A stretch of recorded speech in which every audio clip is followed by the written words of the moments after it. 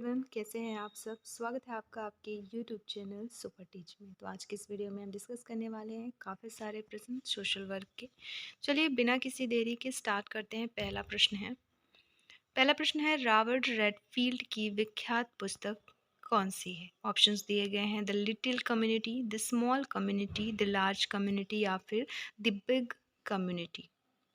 Answer है यहाँ पे option number A, the little community Robert Redfield की विख्यात पुस्तक है। अगला प्रश्न है भावनात्मक विकार जिसके अंतर्गत व्यक्ति वास्तविकता उन्मुख रहता है परंतु दीर्घकालिक दुश्चिंता से पीड़ित रहता है, यह क्या है। ऑप्शन है मनोविदलता अर्थात सिजोफ्रेनिया, ऑप्शन बी अवसाद अर्थात डिप्रेशन, ऑप्शन सी अति संवेदनशीलता की अवस्था अर्थात व्यामोह या फिर तंत्रिका ताप अर्थात न्यूरोसिस। आंसर होगा ऑप्शन नंबर डी, न्यूरोसिस। भावनात्मक विकार जिसके अंतर्गत व्यक्ति वास्तविकता उन्मुख रहता है वो है आपका तंत्रिका ताप। अगला प्रश्न है निम्नलिखित में से एक सिद्धांत समृद्धि उन्मुखी सिद्धांत के नाम से जाना जाता है, वो सिद्धांत कौन सा है बताना है। ऑप्शन से जैसे मनोवैश्लेषिक सिद्धांत, शिवार्थी केंद्रित सिद्धांत, अस्तित्व विषयक सिद्धांत या फिर संज्ञानात्मक अधिगम सिद्धांत। आंसर है आपका ऑप्शन नंबर बी, शिवार्थी केंद्रित सिद्धांत। अगला प्रश्न है प्रत्यय जिसे मापीय बनाया गया है वह क्या कहलाता है। ऑप्शन है गुण या विशेषता, ऑप्शन बी चर, ऑप्शन सी सिद्धांत या फिर इनमें से कोई नहीं। आंसर है ऑप्शन नंबर बी, ये चर कहलाता है। अगला प्रश्न है मध्यवर्ती चरों को किसके द्वारा नियंत्रित किया जा सकता है। ऑप्शंस दिए गए हैं यादृच्छिकरण, प्रत्ययीकरण, वर्णन या फिर इनमें से कोई नहीं। आंसर है ऑप्शन नंबर ए, यादृच्छिकरण। मध्यवर्ती चरों को यादृच्छिकरण द्वारा नियंत्रित किया जा सकता है। अगला प्रश्न है विकलांग व्यक्तियों के अभिभावकों अथवा अभिरक्षकों की मृत्यु हो जाने की स्थिति में कौन सा सरकारी निकाय उनकी देखभाल एवं संरक्षण हेतु उपाय करने को बढ़ावा देता है। ऑप्शन दिए गए हैं बाल कल्याण समिति, केंद्रीय समाज कल्याण बोर्ड, नेशनल ट्रस्ट या फिर राष्ट्रीय विकलांग वित्त एवं विकास निगम। आंसर होगा राष्ट्रीय न्यास अर्थात नेशनल ट्रस्ट जो है विकलांग व्यक्तियों के अभिभावकों अथवा अभिरक्षकों की मृत्यु हो जाने की स्थिति में उनकी देखभाल एवं संरक्षण हेतु उपाय करने का बढ़ावा देता है। अगला प्रश्न है practice of social research social work perspective नामक पुस्तक के लेखक कौन है। ऑप्शंस दिए गए हैं डी के लालदास, एच बी ट्रैकर, जे गाल्टंग या फिर नैन लिन। आंसर है ऑप्शन नंबर ए, डी के लालदास जो हैं practice of social research social work perspective नामक पुस्तक के लेखक। अगला प्रश्न है कार्य से अनासक्ति लक्ष्यों को पूरा करने की अक्षमता और भावनात्मक विमुक्ति को क्या कहते हैं। ऑप्शन है नाकाबंदी, बर्नआउट, अस्पष्टता या फिर तालाबंदी। तो इसे कहते हैं बर्नआउट, ऑप्शन नंबर बी। अगला प्रश्न है किस सम्मेलन में दीर्घकालीन विकास की अवधारणा को प्रारंभ किया गया। ऑप्शन दिया गया है रियो सम्मेलन, दोहा सम्मेलन, मॉन्ट्रियल सम्मेलन या फिर इनमें से कोई नहीं। आंसर है दोहा सम्मेलन। दोहा सम्मेलन में दीर्घकालीन विकास की अवधारणा को प्रारंभ किया गया। अगला प्रश्न है निम्नलिखित में से कौन सा सामाजिक नीति का उद्देश्य नहीं है। ऑप्शन है तुल्यकारी व्यवसाय नीतियाँ, गरीबी का उन्मूलन, कल्याण का अधिकतमीकरण, ठीक है, अधिकतमीकरण और समानता की खोज। तो आंसर होगा यहाँ पे उद्देश्य नहीं है पूछा जा रहा है, तो वो है ऑप्शन ए, तुल्यकारी व्यवसाय नीतियाँ सामाजिक नीति के उद्देश्य नहीं। अगला प्रश्न है एग्राफोबिया अर्थात बाह्य भीति किसका भय है। ऑप्शन से ऊंचाई, रक्त, भीड़ या फिर पशु। आंसर है भीड़। एग्राफोबिया जो है वो भीड़ के भय को कहते हैं। अगला प्रश्न है वैज्ञानिक अभिवृत्ति किस पर आधारित है। ऑप्शन है इच्छा जनित सोच पर, आध्यात्मिक सोच पर, असंगत सोच पर या फिर भक्तिपूर्ण सोच पर। पूछा जा रहा है वैज्ञानिक अभिवृत्ति के बारे पर, तो ये आधारित है असंगत सोच पर। अगला प्रश्न है संकेंद्रीय चक्र सिद्धांत किसके साथ संबंधित है?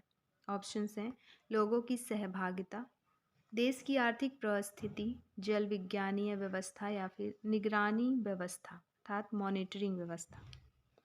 तो आंसर होगा संकेंद्रीय चक्र सिद्धांत की बात हो रही है, ये संबंधित है लोगों की सहभागिता से। ऑप्शन नंबर ए यहाँ पे सही आंसर होगा।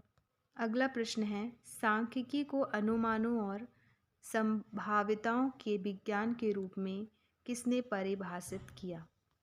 ऑप्शन दिए गए हैं बॉन्डिंगटन, फिशर, बाउले या फिर अग्रवाल। आंसर है option number A Bondington, option number A. अगला प्रश्न है रिग्रेशन अर्थात प्रतिश्रयण क्या है? ऑप्शंस दिए गए हैं।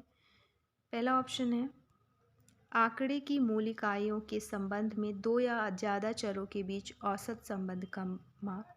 ऑप्शन बी है इस मान्यता पर आधारित है कि अध्ययन किया जा रहा आंकड़ा सामान्य रूप से वितरित है।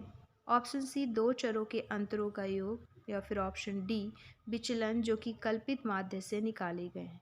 तो आंसर हो जाएगा यहाँ पे ऑप्शन नंबर ए आंकड़ों के मूल इकाइयों के संबंध में दो या ज़्यादा चरों के बीच औसत संबंध का माप।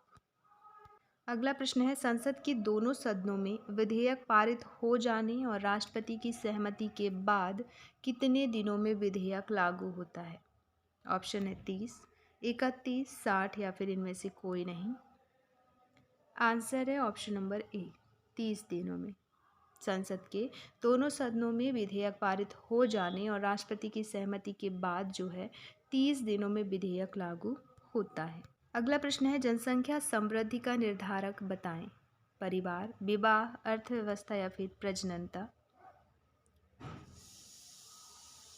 आंसर होगा यहाँ पे ऑप्शन नंबर डी सिर्फ चौथा। जनसंख्या समृद्धि का निर्धारक है ओनली प्रजननता। नेक्स्ट क्वेश्चन है स्टडी बेगर्स पद का उपयोग किसके लिए किया जाता है? ऑप्शंस दिए गए हैं धार्मिक स्थलों पर भीख मांगने वाले भिखारी के लिए, हष्ट पुष्ट भिखारी के लिए, विकलांग भिखारियों के वर्ग या फिर एक विशेष ऋतु में भीख मांगने वाले भिखारी के लिए। तो स्टडी बेगर्स पद का उपयोग किया जाता है हष्ट पुष्ट भिखारी के लिए। अगला प्रश्न है मौन या खामोशी की गहराई में जाना एक कौशल है जो क्या संकेत करता है ये बताना है। ऑप्शंस देखिए करके। ऑप्शन पहला है सेवार्थी की चुप्पी का अर्थ जानने का प्रयास।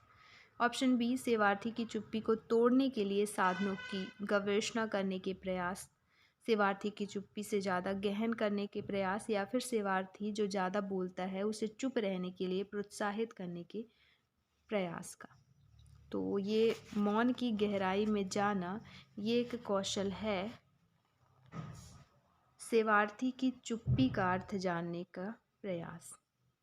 ठीक है, सेवार्थी की चुप्पी का अर्थ जानने के प्रयास का एक कौशल है मौन की गहराई में जाना। अगला प्रश्न है संगठनात्मक वृद्धि में निम्नलिखित अवस्थाओं का सही क्रम चुनें। ऑप्शंस देखें एक एक करके। इसमें से जो सही क्रम है वो है आपका ऑप्शन नंबर सी पहल, फिर विस्तार, फिर समेकन और फिर समाप्ति। पहला पहल, अंतिम समाप्ति, फिर सेकेंड है विस्तार और फिर समेकन। प्रश्न नंबर अगला है कोडिंग अर्थात कूट बनाना किसके लिए अनिवार्य है? ऑप्शन दिए गए हैं प्रेषक, प्रापक, संदेश या इनमें से कोई नहीं। आंसर है ए प्रेषक। इनकोडिंग जो है प्रेषक के लिए अनिवार्य है। प्रश्न अगला है विश्व तंबाकू निषेध दिवस कब मनाया जाता है? ऑप्शन है 31 जनवरी, 31 मई, 31 जुलाई या फिर 31 अगस्त। आंसर है ऑप्शन नंबर बी 31 मई। विश्व तंबाकू निषेध दिवस 31 मई को मनाया जाता है। अगला प्रश्न है क्लासिकल अनुकूलन में तटस्थ उद्दीपन जब अनानुकूलित उद्दीपन के साथ संगठित हो जाता है तो उसके बाद वो क्या बन जाता है? ऑप्शन है अनुकूलित उद्दीपन, ऑप्शन बी अनुकूलित अनुक्रिया, ऑप्शन सी अनानुकूलित अनुक्रिया या फिर ऑप्शन डी फोबिया अर्थात दुर्भीति। तो ये बन जाता है जो है आंसर आपका ऑप्शन नंबर ए, अनुकूलित उद्दीपन। अगला प्रश्न है, भावनात्मक रूप से बुद्धिमान व्यक्ति क्या करता है या क्या कर सकता है या फिर क्या सोचता है, बताना है। ऑप्शंस दिए गए हैं, जैसे पहला, भावावेगों का ठीक ठाक बोध कर सकता है। बी है, बगैर भावावेगों को के सोचता है। सी, भावात्मक अर्थ को महत्व नहीं देता। सी, उसे अपने भावावेगों को संभालने में मुश्किल होती है। तो आंसर हो जाएगा यहाँ पे ऑप्शन नंबर ए, भावात्मक रूप से बुद्धिमान व्यक्ति भावावेगों का ठीक बोध कर सकता है। मुरेजी रॉस ने सामुदायिक संगठन के 3 उपाय बताए, अर्थात विशिष्ट विषय वस्तु उपागम और विषय वस्तु उपागम।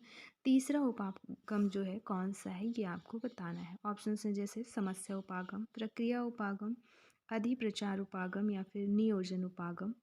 तो इसमें से जो तीसरा उपागम है वो है प्रक्रिया उपागम, अर्थात वो मुरे जी ने जो 3 उपागम बताए उनमें से एक है विशिष्ट विषय वस्तु उपागम, एक विषय वस्तु उपागम और एक प्रक्रिया उपागम। अगला प्रश्न है, रक्षा युक्ति बताना है इनमें से कौन सा सही है। ऑप्शन से एक एक करके पढ़ेंगे। पहला ऑप्शन है, यादृच्छिक रूप से उभर कर आती है, जो रक्षा युक्ति होती है। ऑप्शन बी दिया गया है, व्यक्तियों को दुश्चिंता और व्यथा की आंतरिक तथा बाह्य स्थितियों के साथ मुकाबला करने में सहायता करती है। ऑप्शन सी है, दुश्चिंता को दूर करने के लिए जानबूझकर नियंत्रण में लाई जा सकती है। ऑप्शन डी है, शांति की भावना बनाए रखने के लिए कार्य करती है। तो आंसर होगा यहाँ पे ऑप्शन नंबर बी, रक्षा युक्ति जो है वो व्यक्तियों को दुश्चिंता और व्यथा की आंतरिक और तथा बाह्य स्थितियों के साथ मुकाबला करने में सहायता करती है। अगला प्रश्न है, सामाजिक संरचनाएं क्या है। ऑप्शंस दिया गया है, एक एक करके देखें। पहला ऑप्शन है, संस्कृति की वो पहलू जिनका सम्मान किया जाता है, जो वांछनीय है और इसलिए अनुकरण करने योग्य है। ऑप्शन बी है, सही और गलत कृत्यों के सिद्धांत और स्वीकार्य तथा अस्वीकार व्यवहार को नियंत्रित करने वाले नियम एवं कानून। ऑप्शन सी है, कुछ परिस्थितियों में लोगों को किस प्रकार व्यवहार करना चाहिए इसके बारे में प्रत्याशाओं के समुच्चय से बनी होती है। और चौथा है, लोगों को सामाजिक स्तर में रखने की विधियाँ। आंसर होगा यहाँ पे ऑप्शन नंबर डी, सामाजिक संरचनाएं जो है वो है लोगों को सामाजिक स्तर में रखने की विधियाँ। अगला प्रश्न है, व्यावसायिक कार्यकर्ता हार्दिकता के बगैर तकनीकी रूप से सही हो सकता है परंतु चिकित्सीय रूप से नपुंसक है, यह किसने कहा है, बताना है। ऑप्शन है, Mary Richmond, Florence Hollis, Goldstein या फिर गार्डन हैमिल्टन। तो ये कथन है, ये किसने कहा है, तो वो है गोल्डस्टेन, ऑप्शन नंबर सी। अगला प्रश्न है, व्यक्तित्व, बच्चा, प्रौढ़, अभिभावक का 3 आयामी मॉडल किसने दिया, बताना है। ये 3 आयामी मॉडल जो है किसने दिया। ऑप्शन है, Sigmund Freud, Otto Rank, Eric Berne या फिर जोसेफ बॉल्पे। आंसर है option number C, Eric Berne ने दिया। व्यक्तित्व के ये जो 3 आयामी मॉडल हैं, बच्चा, प्रौढ़ और अभिभावक, ये एरिक बर्न द्वारा दिया गया है। अगला प्रश्न है, व्यवहार परक संशोधन किससे संबंधित है। ऑप्शंस हैं, अंतर्दृष्टि के जरिए समस्याओं को हल करना। दूसरा, व्यवहार को प्रेरणा नियंत्रक के अंदर लाना। तीसरा, पुनर्वलन की अनुपस्थिति में अधिगम का प्रदर्शन करना। या फिर चौथा, व्यवहार को बदलने के लिए अधिगम सिद्धांतों को अनुपयुक्त करना। व्यवहार परक संशोधन बताना है किससे संबंधित है, तो वो है संबंधित व्यवहार को बदलने के लिए अधिगम सिद्धांतों को अनुपयुक्त करने से। अगला प्रश्न है, निम्नलिखित में से एक तकनीक विषम लिंग अनुपात में बहुत योगदान देती है, कौन सी टेक्निक। ऑप्शन ए है, प्रसव पूर्व नैदानिक तकनीक। ऑप्शन बी, प्रसव उत्तर नैदानिक तकनीक। ऑप्शन सी, प्रसव नैदानिक तकनीक या फिर इनमें से कोई नहीं। आंसर है ऑप्शन नंबर ए, इनमें से जो विषम लिंग अनुपात है वो प्रसव पूर्व नैदानिक तकनीक है, ऑप्शन नंबर ए। अगला प्रश्न है, राष्ट्रीय महिला सशक्तिकरण नीति की घोषणा किस वर्ष में की गई थी? ऑप्शन है 1981, 2001, 1991 या फिर 2011। राष्ट्रीय महिला सशक्तिकरण नीति की घोषणा की गई थी वर्ष 2001 में। अगला प्रश्न है, CEDAW का अभिप्राय बताएं। Option A, customary elimination of discrimination against adult women. B, conference on elimination of all form of discrimination against women. C, convention of empowerment and development of adult women. या फिर D, convention on elimination of all form of discrimination against women. Answer है option number D, CEDAW का अभिप्राय है। C for convention on, E for elimination of all form of, D for discrimination, A for against, W for women. तो convention of elimination of all form of discrimination against women, option number D. Next है, अंतरंग हिंसा किस अधिनियम से संबंधित है? Option है घरेलू हिंसा अधिनियम, महिला विरुद्ध हिंसा अधिनियम, भारतीय दहेज प्रतिषेध अधिनियम या फिर भारतीय दंड संहिता अधिनियम संहिता। तो आंसर है यहाँ पे ऑप्शन नंबर ए, अंतरंग हिंसा जो जिस अधिनियम से संबंधित है वो अधिनियम है घरेलू हिंसा अधिनियम। अगला प्रश्न है, लक्षित व्यक्तियों को सामुदायिक जीवन से अलग करके और उन्हें संसाधनों की गम्यता से वंचित करके उनका उपांतीकरण क्या कहलाता है? ऑप्शन ए, पूर्वाग्रह। बी, भेदभाव। सी, पृथकता। या फिर डी, कलंक का टीका या स्टिग्मा। आंसर है ऑप्शन नंबर डी, ये कहलाता है स्टिग्मा या कलंक का टीका, अर्थात लक्षित व्यक्तियों को सामुदायिक जीवन से अलग करके और उन्हें संसाधनों की गम्यता से वंचित करके उनका उपांतीकरण स्टिग्मा कहलाता है। अगला प्रश्न है, विकलांगों के लिए अंतर्राष्ट्रीय दिवस प्रत्येक वर्ष किस महीने में मनाया जाता है? ऑप्शन है अक्टूबर, नवंबर, सितंबर या फिर दिसंबर। तो ये मनाया जाता है दिसंबर में, विकलांगों के लिए अंतर्राष्ट्रीय दिवस। अगला प्रश्न है, भारतीय पुनर्वास परिषद किस वर्ष स्थापित की गई? Option A 1986, option B 1992, option C 1993 या फिर 1994। आंसर है ऑप्शन नंबर ए, भारतीय पुनर्वास परिषद 1986 में स्थापित की गई। अगला प्रश्न है, वृद्धावस्था पर प्रथम विश्व सम्मेलन कहाँ पर आयोजित किया गया था? Option A, Austria. B, Vietnam. C, Australia या फिर डी, जाम्बिया। तो इसका आयोजन, प्रथम विश्व सम्मेलन जो है आयोजित किया गया था वो पहली बार ऑस्ट्रिया में आयोजित किया गया था। ऑप्शन नंबर ए यहाँ पे सही हो जाएगा। अगला प्रश्न है, राष्ट्रीय मानवाधिकार आयोग का अध्यक्ष कितने वर्षों तक पद पर रह सकता है या रहता है? ऑप्शन ए 5 वर्ष, बी 6 वर्ष, सी 7 वर्ष या फिर 4 वर्ष। बात हो रही है अध्यक्ष की, वो भी राष्ट्रीय मानवाधिकार आयोग के, तो ये रह सकते हैं 5 वर्ष। 5 वर्ष का कार्यकाल होता है अध्यक्ष का। अगला प्रश्न है, आर्थिक और सामाजिक न्याय से संबंधित प्रावधान भारतीय संविधान के किस भाग में निर्मित किए गए? ऑप्शन ए भाग 3, ऑप्शन बी भाग 4 या फिर अनुसूचियों में या फिर उनमें से कोई नहीं। बात हो रही है आर्थिक और सामाजिक न्याय से संबंधित प्रावधान की, तो ये भाग 4 में निगमित किए गए हैं। ऑप्शन नंबर बी यहाँ पे सही आंसर है। अगला प्रश्न है, जो चीज़ भौतिक रूप से उपस्थित नहीं है उसे देखना या महसूस करना क्या कहलाता है? ऑप्शन ए रंगांधता, बी निर्मूल भ्रम, सी दोषयुक्त अवबोध या फिर इनमें से कोई नहीं।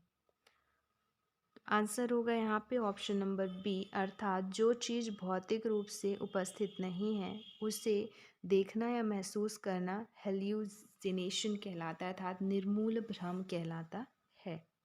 अगला प्रश्न है, ओल्ड एज सर्वाइवर्स डिसेबिलिटी और हेल्थ इंश्योरेंस सामाजिक बीमा कार्यक्रम किसके द्वारा आया, मतलब किस अधिनियम द्वारा लाया गया। ऑप्शंस देखें, 1935 का सामाजिक सुरक्षा अधिनियम, 1601 का पुअर लॉ अर्थात गरीब लॉ कानून, सी 1572 का अधिदेश या फिर 1662 के बंदोबस्त के कानून। तो ये लाया गया 1935 के सामाजिक सुरक्षा अधिनियम के द्वारा। ऑप्शन नंबर ए यहाँ पे सही आंसर है। अगला प्रश्न है, विकलांग व्यक्तियों के लिए राष्ट्रीय नीति की मुख्य विशेषताएं बताएं। ऑप्शन ए भौतिक पुनर्वास, बी शैक्षिक तथा व्यावसायिक पुनर्वास, सी आर्थिक पुनर्वास या फिर डी उपर्युक्त सभी। बात हो रही है विकलांग व्यक्तियों की, तो इनके लिए राष्ट्रीय नीति की जो मुख्य विशेषताएं हैं, दिए गए ऑप्शन में से सारे ही मुख्य विशेषताएं हैं, चाहे वह भौतिक पुनर्वास हो, आर्थिक पुनर्वास हो या शैक्षिक और व्यावसायिक पुनर्वास हो। अगला प्रश्न है, सामाजिक विकास की 3 अवस्थाओं का सिद्धांत मूलतः किसने प्रतिपादित किया। Option A Karl Marx, B Talcott Parsons, C Auguste Comte या फिर हर्बर्ट स्पेंसर।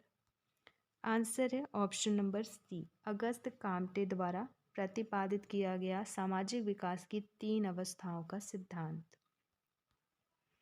अगला प्रश्न है, सेनाटोरियम का अर्थ बताएं। ऑप्शन से एक करके देखेंगे। पहला ऑप्शन है तपेदिक का खुली हवा उपचार करने का संस्थान, बी वयस्क लोगों की सहायता हेतु संस्थान, सी मानसिक रूप से रोगियों की चिकित्सा हेतु संस्थान या फिर डी कुष्ठ रोगियों के उपचार हेतु संस्थान। बात हो रही है सेनाटोरियम की, तो इसका अर्थ है तपेदिक का खुली हवा उपचार करने का संस्थान। Option number A. अगला प्रश्न है, ICD-10 का तात्पर्य क्या है, बताना है। ऑप्शन से क्लिक करके देखेंगे। पहला ऑप्शन है international certification of diseases, B international classification of diseases का 10वां संस्करण, ऑप्शन सी है Indian classification of 10 deadly diseases, और डी नंबर है international classification to determine burden of diseases. तो आंसर हो जाएगा ICD-10 का तात्पर्य option number B international classification of disease का 10वां संस्करण। अगला प्रश्न है, समाज कार्य में नैतिक असामंजस्य का या धर्म संकट उन दृष्टांतों को समाविष्ट करता है जहां व्यवसायी को निम्नलिखित का सामना करना पड़ता है। ऑप्शन ए परस्पर विरोधी कर्तव्य या दायित्व, बी परस्पर विरोधी मूल्य, सी परस्पर विरोधी धारणाएं या फिर परस्पर विरोधी उपागम। आंसर है ऑप्शन नंबर ए परस्पर विरोधी कर्तव्य या दायित्व। तो इनका सामना करना पड़ता है। समाज कार्य में नैतिक असामंजस्य उन दृष्टांतों का समाविष्ट करता है। प्रश्न अगला है, भारतीय संविधान के किस भाग में सामाजिक नीति की रूपरेखा दी गई। ऑप्शन ए भाग 1, बी भाग 2, सी भाग 3 या फिर भाग 4 में। तो सामाजिक नीति की रूपरेखा जो है दी गई है भाग 4 में दी गई है। ऑप्शन नंबर डी यहाँ पे सही आंसर होगा। अगला प्रश्न है, निम्नलिखित को सुमेलित करें। सूची 1 में घटना दी गई है और सूची 2 में मनाने की तिथि। जैसे अल्जाइमर दिवस कब मनाया जाता है, विश्व टीबी दिवस कब मनाया जाता है, विश्व स्वास्थ्य दिवस और विश्व राष्ट्रीय टीकाकरण दिवस। तो बताना है आपको। यहाँ पे जो है अल्जाइमर दिवस देखें तो इसका हो जाएगा 21 सितंबर। विश्व टीबी दिवस 24 मार्च, विश्व स्वास्थ्य दिवस हो जाएगा 7 अप्रैल और राष्ट्रीय टीकाकरण दिवस 16 मार्च। तो यहाँ पे आंसर होगा ऑप्शन नंबर सी। अल्जाइमर दिवस 21 सितंबर, विश्व टीबी दिवस 24 मार्च, विश्व स्वास्थ्य दिवस 7 अप्रैल और टीकाकरण दिवस जो है 16 मार्च। अगला प्रश्न है, निम्नलिखित व्यक्तियों सूची 1 को कार्यक्षेत्र जिसमें से वे संबंधित हैं सूची 2 के साथ सुमेलित करना है। Sigmund Freud, Yogendra Singh, G R. Banerjee, Sundarlal Bahuguna. Sigmund Freud का हो जाएगा मनोविश्लेषण, पहले का तीसरा। फिर योगेंद्र सिंह का हो जाएगा भारतीय परंपरा का आधुनिकीकरण। G.R.. Banerjee social case work और सुंदरलाल बहुगुणा वातावरणीय आंदोलन। तो आंसर होगा ऑप्शन नंबर सी। अगला प्रश्न है, सूची 1 में विद्वान के नाम दिए गए हैं और 2 में मॉडल बताना है किस विद्वान का कौन सा मॉडल है। जैसे विलियम रीड का हो जाएगा यहाँ पे कार्य केंद्रित मॉडल।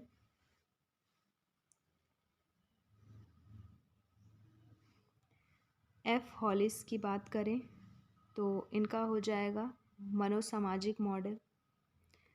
जेक रॉथमैन का मोहल्ला विकास मॉडल और एच पर्लमैन का है समस्या समाधान मॉडल।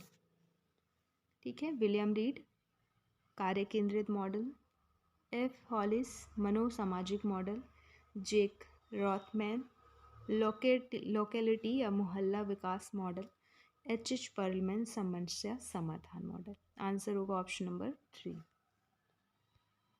अगला प्रश्न है, लेखक का नाम दिया गया है और पुस्तक का शीर्षक बताना है कौन सा पुस्तक किन लेखक का है। तो एच बाय सिद्दीकी की जो पुस्तक है, पुस्तक का शीर्षक दिया गया है यहाँ पे, तो एच बाय सिद्दीकी का हो जाएगा working with communities.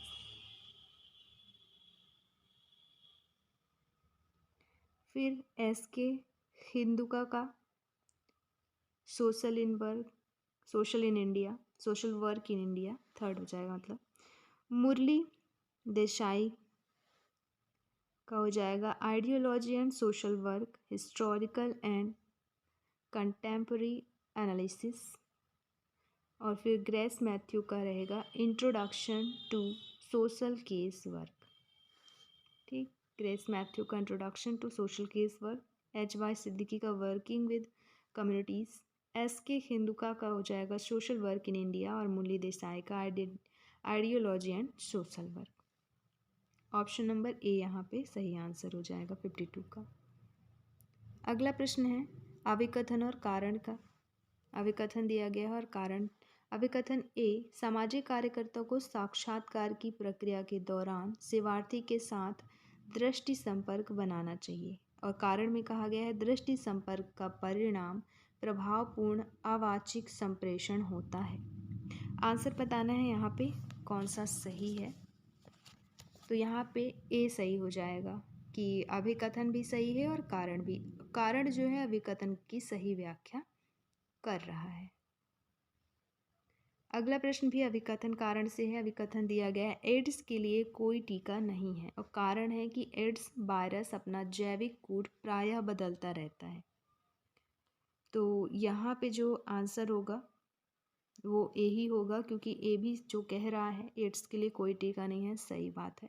AIDS virus अपना जैविक कोड प्राय बदलता रहता है, ये भी सही है, अर्थात आर ए का कारण अभिकथन का सही व्याख्या कर रहा है। अगला प्रश्न है, अभिकथन कारण से ही। अभिकथन दिया गया है, प्रौद्योगिकी प्रगति मानव समाज की जटिलता में योग करती है। कारण दिया गया है, प्रगति के आगे बढ़ते रहने के लिए उसके कुछ नकारात्मक प्रभावों को समझना, उनका निराकरण करना पड़ता है। तो यहाँ पे जो आंसर हो जाएगा वो होगा आपका ऑप्शन नंबर ए और आर दोनों ही सही हैं। अगला प्रश्न है, अभिकथन कारण से। अभिकथन दिया गया है, सामाजिक निदान सामाजिक वैयक्तिक कार्य का महत्वपूर्ण भाग है। और कारण दिया गया है, यह परावर्ती या मननशील सोच है जो समस्या समाधान करने की प्रक्रिया को दिशा प्रदान करती है। तो आंसर जो है यहाँ पे हो जाएगा ऑप्शन नंबर ए होगा। ए सही है, आर भी सही है। आर जो है एक की सही व्याख्या कर रहा है। अगला प्रश्न अभिकथन कारण से ही है। अभिकथन दिया गया है, पेशेवर सामाजिक कार्यकर्ता के लिए आचार संहिता पूर्वापेक्षा है। और कारण दिया गया है कि समाज कार्य मूल्य और सिद्धांत समाज कार्य करने के लिए महत्वपूर्ण है। तो यहाँ पे जो आंसर होगा वो होगा डी, ए सत्य है और आर ए की सही व्याख्या कर रहा है। अगला प्रश्न है अभिकथन कारण से। अभिकथन दिया गया है, सामाजिक कानून समाज में सामाजिक परिवर्तन लाने के लिए प्रभावपूर्ण साधन है। कारण है, जब सामाजिक कानूनों में कमियां और सीमितताएं होती हैं तो वे दिए गए समाज में अपेक्षित सामाजिक परिवर्तन लाने में असफल रहते हैं। तो जो है आंसर यहाँ पे होगा वो होगा डी, ए और आर दोनों ही सही हैं। अगला प्रश्न है अभिकथन कारण से ही। अभिकथन दिया गया है, जनजातियों के लिए प्रारंभ किए गए विकासात्मक कार्यक्रम के वांछित परिणाम नहीं निकले हैं।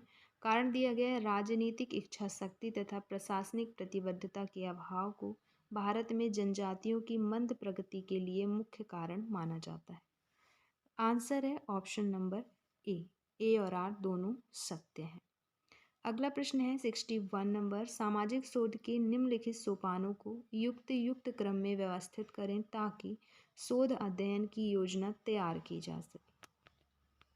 अब इसे क्रमानुसार व्यवस्थित करना है। तो सबसे पहले जो होगा वो होगा समस्या का सूत्रीकरण। ठीक है, फर्स्ट होगा समस्या का सूत्रीकरण। सेकंड है उद्देश्य, फिर है आपका परिकल्पना, इसके बाद आंकड़ा संकलन, इसके बाद है आंकड़ों का प्रोसेसिंग और विश्लेषण, और फिर रिपोर्ट लिखना। तो आंसर हो जाएगा ऑप्शन नंबर डी। सबसे पहले समस्या सूत्रीकरण, फिर उद्देश्य, फिर परिकल्पना, फिर आंकड़ा संकलन, आंकड़ों का प्रोसेसिंग और विश्लेषण, और इसके बाद रिपोर्ट राइटिंग। अगला प्रश्न है अभिकथन कारण से ही। अभिकथन दिया गया है, अपराधी जन्मजात नहीं होते हैं परंतु वे बनते हैं। कारण ये है, सामाजिक वातावरण अपराध करने में प्रमुख भूमिका अदा करता है। तो यहाँ पे जो है आंसर इसका ऑप्शन डी होगा, ए सही है और आर ए की सही व्याख्या कर रहा है। अर्थात अपराधी जन्मजात नहीं होते परंतु वे बनते हैं, ये भी सही है। और सामाजिक वातावरण अपराध करने में प्रमुख भूमिका अदा करता है।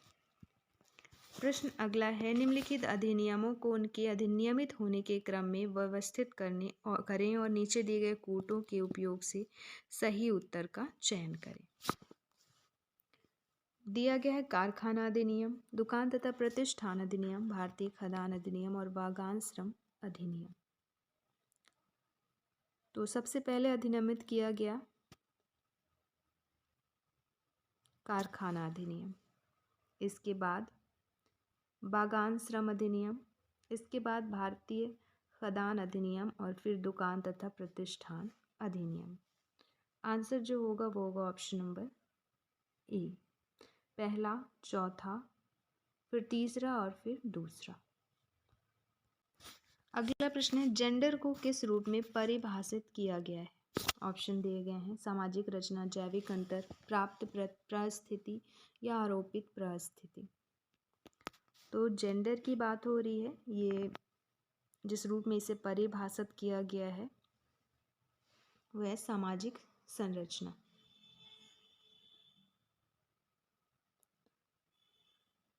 अगला प्रश्न है, विभिन्न प्रकार के माप कौन से हैं।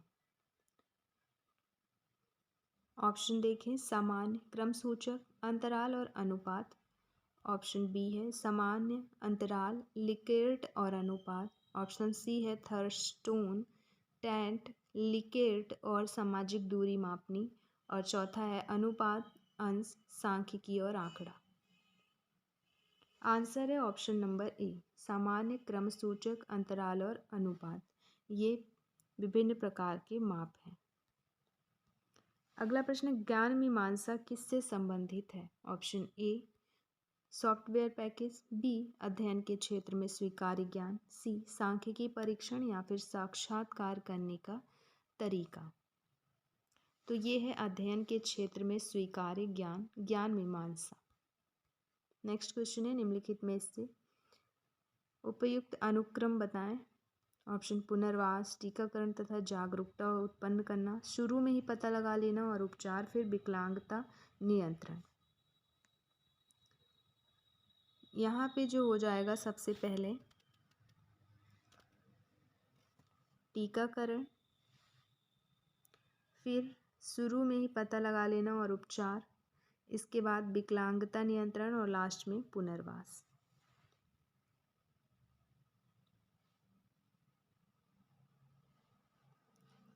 आंसर है ऑप्शन नंबर सी।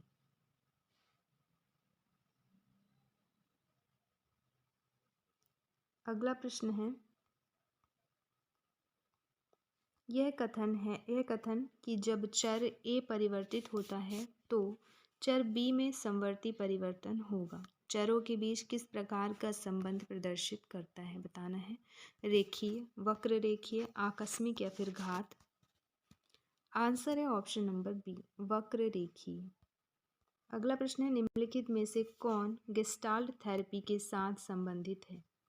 ऑप्शंस दिए गए हैं, C R Rogers, Sigmund Freud, B F Skinner या फिर एफ पर्ल। आंसर है option number D, F Perls संबंधित हैं गेस्टाल्ट थेरेपी से। अगला प्रश्न है, निम्नलिखित में से एक संस्थापन प्रलेख या संस्था का ज्ञापन इनमें से नहीं है। ऑप्शन है सोसाइटी का नाम, पंजीकृत कार्यालय का पता, सोसाइटी के उद्देश्य या फिर सोसाइटी का लोगो। आंसर है ऑप्शन नंबर ए, मतलब पहला, दूसरा और तीसरा ये जो हैं प्रलेख, ये संस्था का ज्ञापन नहीं है, जैसे सोसाइटी का नाम, पंजीकृत कार्यालय का पता और सोसाइटी के उद्देश्य।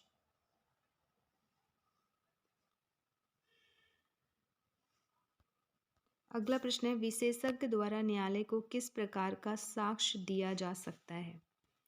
ऑप्शन ए शपथ, बी मत, सी फोटोग्राफ या फिर कहानी सुनी, कहीं सुनी। तो आंसर होगा यहाँ पे ऑप्शन नंबर बी, राय या मत, विशेषज्ञ द्वारा न्यायालय को राय या मत दिया जा सकता है साक्ष्य के रूप में।